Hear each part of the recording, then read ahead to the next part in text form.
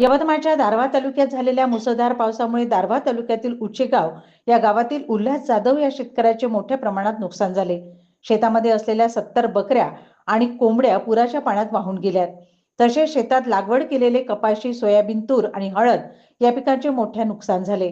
शासनाने तातडीने पंचनामा करून नुकसान भरपाई द्यावी अशी मागणी या शेतकऱ्यांनी केली। 10:30-11 वाजताचा मोसम मध्ये पाऊस भरपूर आला आणि सर्वकून पाण्याचा एवढा मोठा हे होता की पूर्ण शेडच्या अवताल पाण्याने पूर्ण गोल भोवताल करून घेतलं होतं। त्याच्यात पूर्ण माझं शेड आहे ना, गोट फार्म, त्याच्यात 98 बकऱ्या होत्या, 45 पिल्ले, त्याच्यातली पुन्हा माझ्या कोंबड्या होत्या 170 कोंबड्या।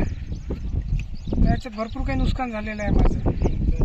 स्प्रिंकलचं सट गेलं, त्याच्यात गव्हाचे पोते होते, यांची कुट्टी खायची होती, बकऱ्यांची बकऱ्यांची कोंबड्यांची, पूर्ण नुकसान झालेलं आहे। पाऊस कशा पद्धतीनं? पाऊस भरपूर होता, म्हणजे की त्यांना काढायला पण चान्सेस नव्हता आम्हाला। पूर्ण घेर झालं होतं पाण्याचं, त्याच्यामुळे आम्ही काढूच शकलो नाही त्याला। किती वाजताच्या संदर्भात ही घटना घडली? 10:30-11च्या दरम्यान।